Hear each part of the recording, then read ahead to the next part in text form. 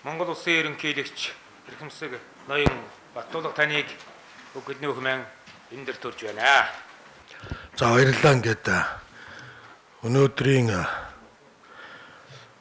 зохион байгуулагдж байгаа улсын хөгжил төрийн бодлогод эрдэмтдийн оролцоог нэмэгдүүлье гэсэн нээлттэй хэлэлцүүлэгт оролцож байгаа та бүхэнд энэ өдрийн мэндийг хүргье. За ингээд 7 сарын 10-наас хойш тангараг өргөснөөс хойш 5 сар гаруй хугацаа болж байгаа. Ингээд энэ хугацаанд ямар ч байсан салбарын монголчуудтайгаа Монголын одоо өөрсдийн эдийн засаг, бизнес, одоо юу гэдэг хүүхдийн асуудал ч гэдэг юм ингээд уулзалтууд хийж байгаа юм. Энүүдтэйгээ бол эрдэмтэн та бүхнийхээ дуу хоолойг сонсё. Бид цаашдаа яах ёстой юм бэ? Энэ эрдэмтдээ ер нь хаагаад явах юм уу? Одоо өсгөөд явах юм уу гэдэг асуудлыг хэлцээ гэсэн юм аа. Сая Наран гэрэл багш хэллээ, үе үеийн одоо манай Монгол орн бусад орнууд ч гэсэн хүчтэй юм зохион байгуулалттай байх үедээ дандаа эрдэмтэн мэрэгдээ сонсдгоо гэдэг. Тэгэж эрдэмтэн мэрэгдгийг яах гэж бий болгох. Энийг сонсох гэж бий болгодог болов гэж бодож байна. За өнөөдөр улс орны байдлыг бүгдээрээ босоод ярихад бол сайн сайхан юм ярихгүй болов гэж бодож байгаа. Энэ дээр та бүхэн надтай санал нэг байгаа бах, тийм ээ? Одоо гадаад өр маань 26-аас 30 тэрбум доллар төрлөө. Бид нар 3 саяулах нь. Газрын баялаг болон бусад баялаг өнөөдөр өдөр шөнөгүй Монгол улсын хилээр гарч байна. Энэ мөнгнүүд хаашаа ороод байгаа. Энэ дээр ямар судалгаа байдаг? Энэ байдгүй.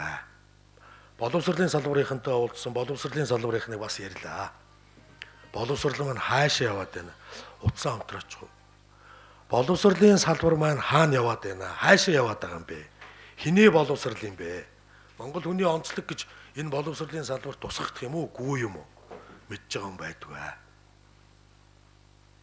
Батлан хамгаалах салбар маань одоо хаана явна вэ? Хэдэн цэрэг байна вэ? Батлан хамгаалах салбарын бодлого маань ямар байх юм бэ? Байдгүй. Яагаад 1 жил болгоцсон юм бэ? Яагаад оюутан цэрэгтэй болцсон юм бэ? Байдгүй. Их хурл маань өнөөдөр мөнгө төлөөд ороод ирдэг ийм бизнесийн том уулзалтын том салбар болсон.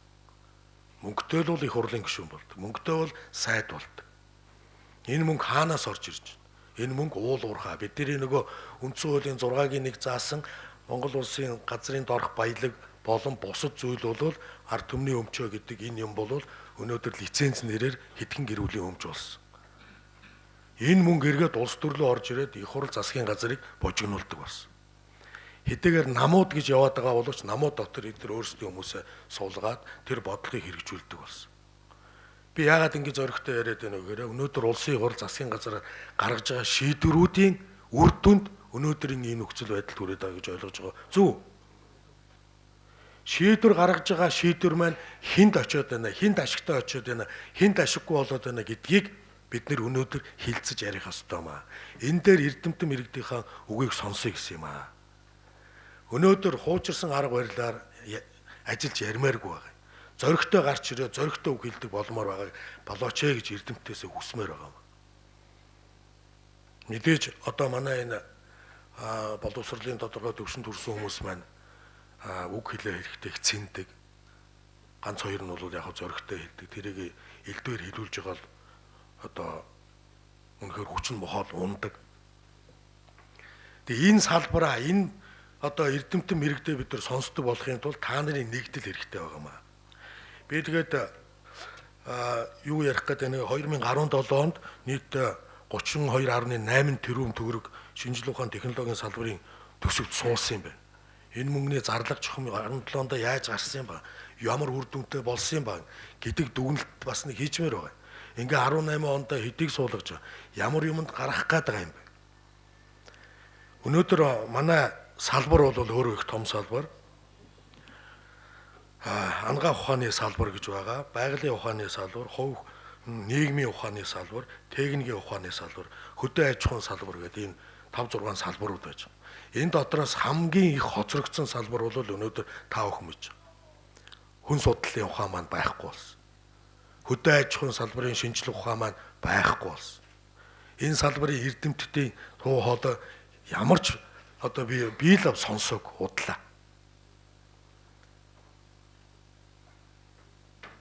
Одоо яагаад энэ салбарууд алга болчих гэдэг дээр бас өнөөдөр дүгнэлт ярьчмаар байгаа. Миний бодлоор бол мэдээж би сая хэлээ 17 онд 32.8 тэрбум төгрөг гэдэг бол энэ бол энэ эрдэмтдийнхээ тоотой харьцуулахад бол бага биш мөнгө байгаа. Чухам ямар хаашаага энэ мөнгө гараа явчих вэ гэдэг. Эхлээд өөрсдөөсөө эхлэх гээд байна л да. Ингээд 18 онд цөмөрөө зохион байгуулалтад орё. Энэ шинжлэх ухааны технологийн салбараа нэрийг яах ёстой. Улсын хөгжил төрийн бодлого гэдэг өнөөдөр энэ ерөнхийлөгчийн санаачлагаар гээд байгаа нь улсын хөгжил төрийн бодлогод эрдэмтдийн оролцоог хэрхэн нэмэгдүүлэх вэ гэж бид нар яриад байгаа юм л да. Тэгэхээр энэ нэрний доор та нар өнөөдөр нэг шийдэл гаргачихаасаа. За яг надад нэг юм зарилгын загвар өгөх юм шиг байна тийм үү? Энийгээ хилцсэн гэдэг. За зарилгын загварыг гаргаад сайхан зарлиг уншаад явъя. Яаж хэрэгжих юм бэ?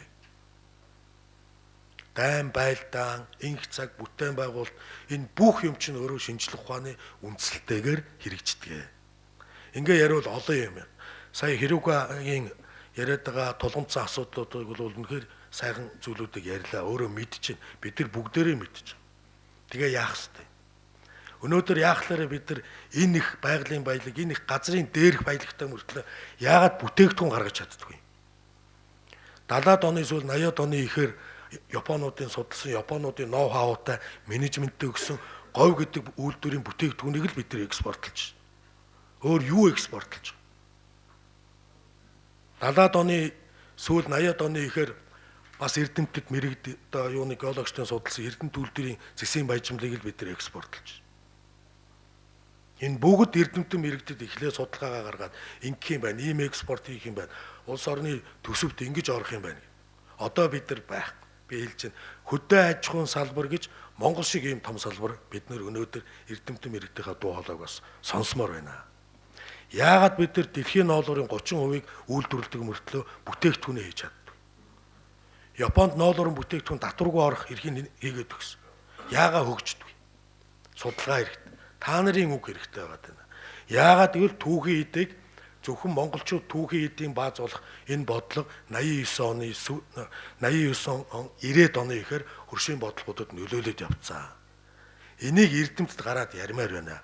Геополитикийн бодлого өнөөдөр Монгол улс дээр ингээд одоо хүртэл бид нар хэдийгээр нөгөө худалдааны хоригийн бодлого цаасан дээр бичигдээгүй ч гэсэн далд утгаараа өнөөдөр бид нар худалдааны хоригтой сууж байгаа. Монголоос гарч байгаа бүтээгдэхүүн 2 хөрштөгөө борлогдохдоо 20-45% татвар төлж гарч байна. Иймэрхүү зүйлээ ярмаар байгаамаа. Та нар санд нэг байна уу? Эсвэл нэг биш байхад нь би бас ингэж хүчээр хариулах гэдэг байна. Санд нэг байвал дэмжиад байгаагаа энэ нэвтрүүлэг шууд явж байгаа эрдэмтэд маань сугалцсан энэ үнтэйгээ нийлж ажиллах юм байна гэсэн дохиог өгөхийн тулд нэг алга ташчмаар байна. Сая наран гэрэл багш хэлж байна. Энэ коват гэдэг юм дотор эрдэмтдийг оруулъя. Коватанд орохын тулд эрдэмтэд маань тодорч гарч ирэх хэрэгтэй байна.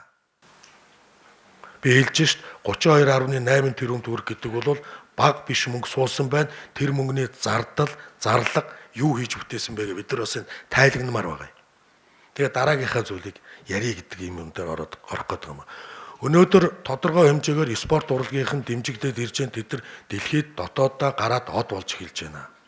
Монгол хүний генийг энэ дээр судлах ёстой. 3 сая монголчууд мөртлөө гадагшаа явгараа тэр оюуны юунд яагаад олон медаль авдаг юм. Спортын төрөлд яахлаар өндөр амжилт гаргадаг юм. Гэдгийг бид нар бас судлаад тайлбарладаг баймаар. Төмөр замын бодлого 2010 онд гаргасан. Гаргахдаа нэлээд судалгаануудыг үндэслээ гаргасан. Асуудалтай тулгарсан. Бас эрдэмтдийн дуу хоолой. 1960-аад онд тухай зүйлд толоод ус гэж байсан. Одоо зүйлд толоод усын дарга Хрущев болов хэлжсэн билээ. За энэ Монгол улс биднийг дагаад олон жил явлаа. Энэ улсыг бид нар яаж хөгжүүлэх юм бэ? Төмөр замаас 500 км-ийн цаана тэр 5 толгой гэж маш сайн когцсон нүрсний орд байдаг юм байна. Тэрийг дэлхийн зах зээлийн эргэлтэнд оруулъя гэж ярьж исэн ийм баримт одоо байна. Энийг судалж исэн тийм эрдэмтдийн бас судалгаа байна. Манай эрдэмтэд яагаад энийг бас судалдаг юм бэ? Уул уурхаагаар одоо дагнсан эрдэмтэн мэрэгд байдаг байлгүй дээ. Яагаад өнөөдөр бид нэг улсаас нэг бүтээгдэхүүний одоо хараат мөрөл болчоод энийг эдийн засаг гэж нэрлээд байдаг юм бэ? Энэ эдийн засгийг судалдаг эрдэмтэд мэрэгд гавьяатууд байдаг үстэй. Дуу хоолойгоо дуураач ял гэж хэлэх гээд байгаа юм л. Хүннүүг үед бид нар өөрсдөө зэвсэг хийдэг байсан. Зэв хийдэг байсан. Төмрөөр тогоо шангаа хийдэг байсан. Одоо яагаад бид нар төмрийн хүдэр гэж сэлэнгэд байдаг уул одоо ачаад гараа явж байна. Кокс нүрс гараа явж хагаад нийлүүлээд төмөр ган хийж болдгоо юм бэ. Бид нар чинь 2200 жилийн өмнө төрд ёсоо байгуулж байсан улс гэж түүхэндээ бичээд уншаад гайхуулаад явдаг болсон. Малтлаг хийхээр төмрөөр хийж ирсэн юмнууд гарч ирээд байдаг. Манай газар нутгаас. Одоо бид нар яагаад энийг хийж болдгоо юм бэ гэдэг дээр эрдэмтэн мэрэгд маань яагаад дуурч болдгоо юм бэ?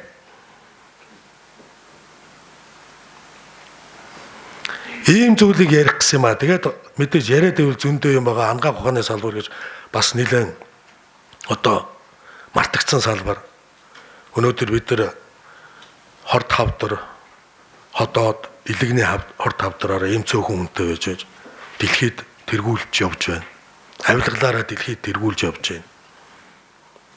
Ингээд бүх зүйл дээр эрдэмтэн мэрэгдийн үг дутагдаад байна. Би тэгэхээр салбар болгон дээр юу гэж хэлэх гээд байна гэхээр ерөнхийлөгч иргэдэл гойд манай дээр орлогч Чулуунбаатар гойд зохион байгуулалтаа өөрчлөөч. Энэ төрөний хэлдэг ангаах ухааны салбар, хүний салбар, техникийн салбар, хөдөө аж ахуйн салбаруудаа ингэж тусгаарлаад одоо улс төрөөж байдаг юм байна. Ингээд багууд болгоод тэр багууд дотор уралдаан зарлаач. Би ерөөсөө мэдэхгүй байна. Жил болгон энэ эрдэмтэд маань цуглаад жилийнхаа тайлан гэж юм уу дүгндэг тийм байдгүй. Байхгүй те.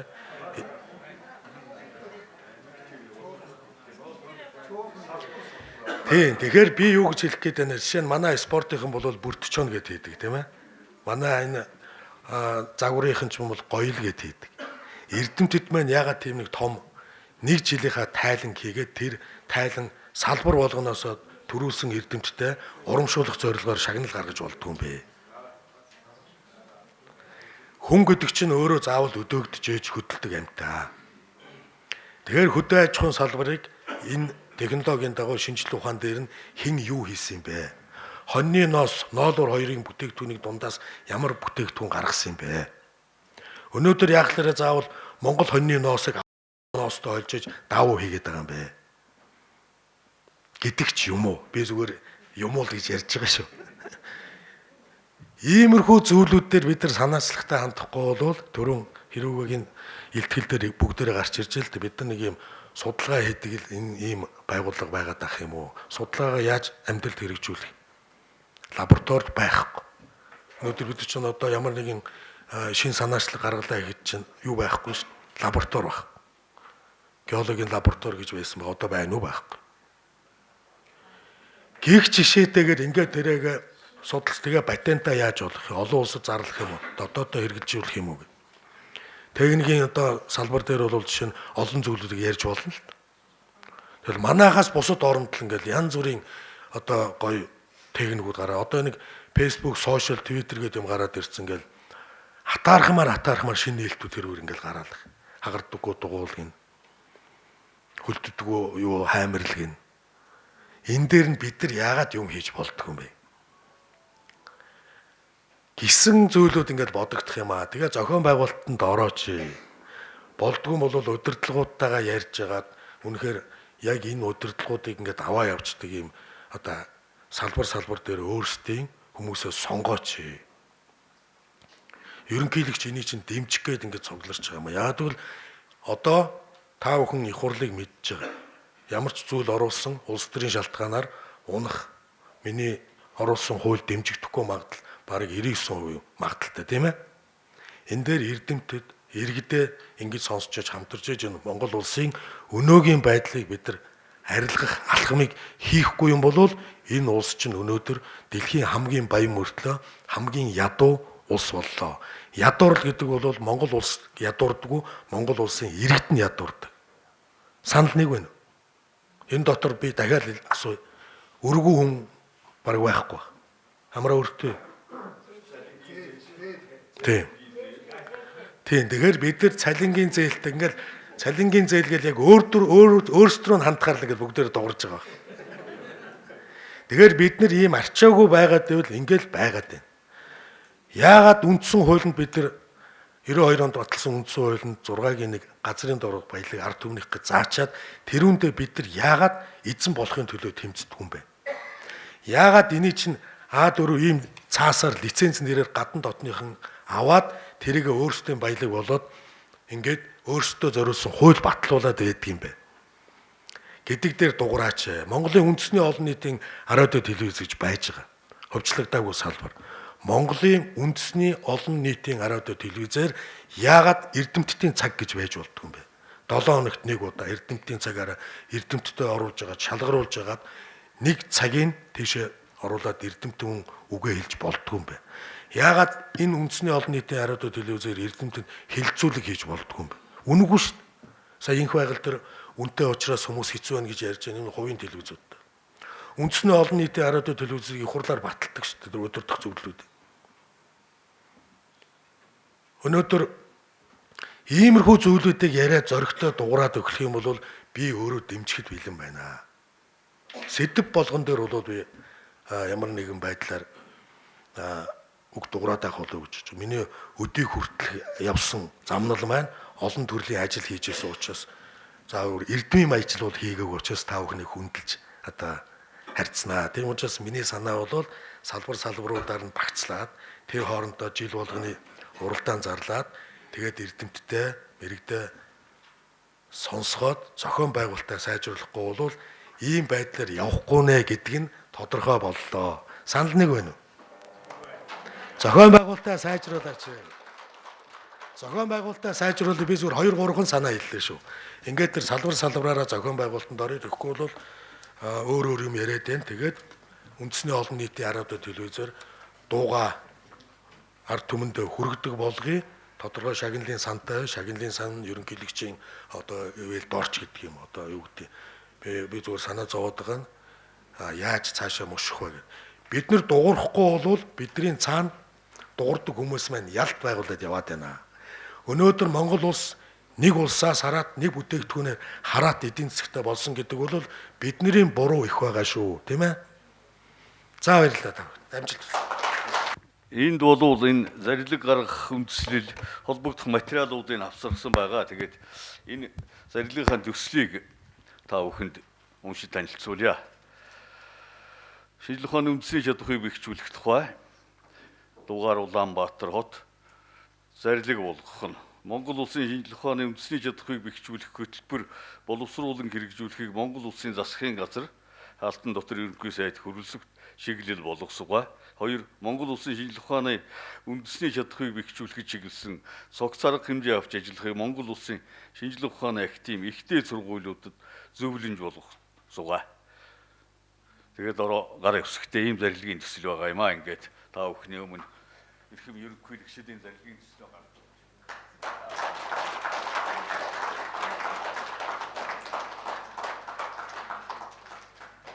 Асуудлуудын нэг бол мэдээж удааг бид нар олон жил ярьж байна. Одоо аймагуд руу орсоо үнэ.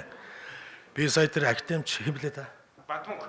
Актемч Бадмунхгүй одоо шийдлийг сонсоод бас л дэсэхгүй нэ хэлцүүлгийг хүлээж хагаад үг хэлж байгаа маа. Одоо бид нар энэ утааны асуудлыг янз бүрийн тийм хэвсэнцэр, дулаалга, зуух, энтрээсээ энэ яриагаа цогсооё. 1.5 сая төгрөгөөр өнөөдөр тэр 100 худалдаж явж байдаг 1.5 сая төгрөгөөр иж бүрдэл дулаалга авч яадаг өрөх гэр байхгүй. Өнөөдөр сарынхын орлого 146 мянган төгрөг ядуурл маань 66% хүрсэн. Өнөөдөр ажилгүйдэл ядуурлаас болж энэ гэрийн утаа гэдэг юм гараад байгаамаа. Эннийг одоо бүгдээрээ хүлээн зөвшөөрөх үү? Гол их үүсвэр буюу утаа гэдэг байгаа маань утаатай тэмцэх биш, ажилгүйдэл ядууралтай тэмцэх ёстой маа. Социализмын үед буюу 90 оноос өмнө яасан бэ гэхээр би өөрөө яарамгт байсан. Ажилтаа ихэнх хүмүүс ажилтаа байсан. Тэр үед ажилгүй хүмүүс тун ховор байсан. Ажилгүй нь тэтгэвэртэй байсан. Тэтгэвэр нь сардынхаа орлогонд хүрдэг байсан. Манай аав ээж хоёрын цалин нь хүрдэг байсан учраас хавар болохоор гэрээ нэмгэлчин. Зуны болгоо тэр нөгөө нэг эсхийн үдэг өвөл болохоор давхарлчин. Тэгээ сайхан хаягаа сайхан бөмбөйтл одоо шорогоор ингээ битүүлчин. шалаа ингээд доош нь суулгах чинь. Ерөөсөө даарахгүй. Өглөө нэг жоохон зэвүүцэн жихүүцэн өглөө. Тэгэхээр одоо болвол тэрнээс өөр болсон. Яг л энэ гэрк гэдэг маань хөдөөний нүүдлүүд ороод ирсэн, тогтмол орлоготой хүн байхгүй болсон, ажилгүй ядуу хүмүүс гэрт амьдраад байгаа. Орон сууцнд бол харьцангуй хувийн хвшлийнх ингээд ихэнх нь орчод байгаа.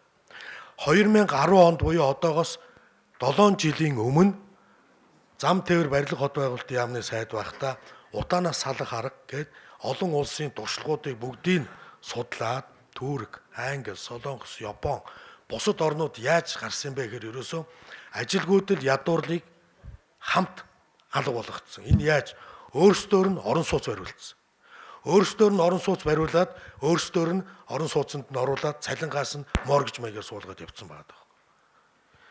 Энэ юм руу орох гэж яриад эхлэхээр л эргээл ийм бизнес руу ороод ирдэг. Энэ бол Батмунхай буруу биш сая хэлж ийн ерөнхий сайд үүрэг өгсөн гэдэг. Үүрэг өгсөн чинь хийх ёстой. Одоо бид нар яасан бэ гэхээр 80-аас 100 сая доллартай тэмцэх утаагүй зуух гэдэг юмыг Туркээс оруулж ирж шахсан. Би ярамх дээж дээр очисон чинь нэг хүн хэдэн хүмүүс ирсэн 100-ын солио сууж. Юу юм гэсэн чинь утаагүй зуух гинэ гэдэг. Гал түлжилт байгуул тэндээс утаа гарна. Тэр бол худлаа. Хий гарна. Бүх муу муухай юм тэнд гарна. Энэ шийдэл чинь бүх хөгжсөн орнуудад үзээгүй ш туулаад даваад ороод ирсэн. Дэлхийн 2 дугаар дайны дараа 46 онд Лондонд юу болсныг мэдж байгаа.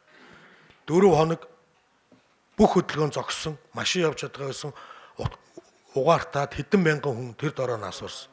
Конгрессор нь шууд газ хэрэглэдэг болгоё гэдэг шийдвэр гаргаад нөгөө нүүрсдийн бизнесийг зогсоолгож ирсэн байхгүй. Одоо бид нар тэр юм руу явахгүй бол өнөөдрийн юм гэж ингэж шахдаг. Өнөөдөртөө гэж шахсаар байтал одоо 7 жил болсон байна. Дагуул хотуудыг байгуулах ёстой. Улаанбаатар хот чинь 500 мянган хүн багтахаар анх төлөвлөсөн. Ийм хувийн машинтай байна гэж тооцоолоогүй учраас замууд нь ийм нарийнхан. Одоо нүүдэлтэйгээ нийлээд сая 200, сая 300 мянган хүн байна. Энэ төлөвлөлтгүй энэ хотыг яах ёстой. Дагуул хотуудыг байгуулаад тодорхой хэмжээний нүүдэл гаргаад ирэнгүүт газрын үн, хашааны үн энэ төр ингээд хумигдаад ирэнгүүт дахин төлөлтийг хийж болно. Ийм одоо шийдлүүдийг гаргасан боловч харамсалтай нөгөө л Монголын зовлонгоор баяждаг хэсэг бүлэг улсууд маань энэ дээр тоглож ирээд ингээд зуухнуу шахаад гараа яваад гэсэн. Тендерүүдийг дандаа тэд нар авдаг гэсэн. Тэгэхээр энэ шийдлүүдийг нэг та нар нэг сонсох юм бол яг энэ утаатай холбоотойгоор би бэлтгэл ингээд яг өөрийнхөө тавьж исэн тухайн үед засгаар оруулж исэн шийдлээ хэлмээр байна. Ажилгүйдэл ядууралтай холбоотойгоор утаа гардаг. Ажилгүйдэл ядуурлаар нь утааг багасгая. Яаж? Хүн болгоноор ажил хийлгэе. Энэ нь бол бүтээн байгуулалт. 18-аас 25 насны нэг англи бай, 25-аас 35 насны нэг англи бай, 35-аас 45, 45-аас 60 хүртэлх насны хүмүүсээр өөрсдөр нь ажил. Гэхдээ би гэр бүлийнхаа хүнтэй нийлээд нэг тэгшхэн обоо наагаад байж болно үсттэй. Жишээ нь энэ дотор засалтаа орно. 18-аас 25 насны эдгэр залуучуудаар нь юугаа хийлгдэг чинь. Ингээд нөгөө орлоготой хүмүүс болоод ирэнгүүт би орон сууцны компанид ажилд ороод тэрүүгээрээ зээлээ төлөө явуулчихъя л гэж. Надаа юу вэ? Хашаа байшин байна. Би ягаад энэ намайг ажилдаа болгож байгаа намайг орон сууцнд болгосон өөрийнхөө компани эзэнд тэр хашаа байшингаа бас тодорхой үнээр зарж болдгүй. Нөгөө манай компани эзэн миний хашаан дээр дахиад орон сууц барина. Ингэж шийдлүүдийг гаргасан юм аа. Тэгээд харамсалтай нь эргэл дандаа энийг одоо тэр нэг тогоор юу яадаг юу шөнийн тариф гэдээ арга ядсан юмнуудаар ингэж яваад байна. Батмунхай нэг таныг хэлж байгаа юм биш шүү. Шийдэл маань өөрөө цогц биш байна л гэдэг. Өнөөдөр ажилгүйдэл ядуурл гэдэг маань энэ жирж байгаа нүүдэл гэр хорооллынхноос одоо хамаг юмнууд байгаад байгаа. Төрийн бодлого маань байгаа онохгүй байгаад байгаа юм аа. Тэгэхээр энэ дээр бид нар бол саналаа нэгдэх ёстой. Түрүүн би хэллээ ингээд эрдэмтэд маань өөрөөсөө салбараараа ороод ирэх юм бол яг энэ утаан дээр зөмөрөө хамтарч ажиллая. Над дээр нэг хэдэн эрдэмтэд ороод миний хийсэн судалгаан дээр өөрөөсөө зүйлийг гаргаад ягаад энэ эх 18 онд энэ утаа шийдсэн гэдгээрээ бид нар энэ шагналыг авч болдгоо юм бэ. Тийм ээ. Гэт ингээд сэдв болгон дээр эхлэхэд би бэлэн байгаа шүү.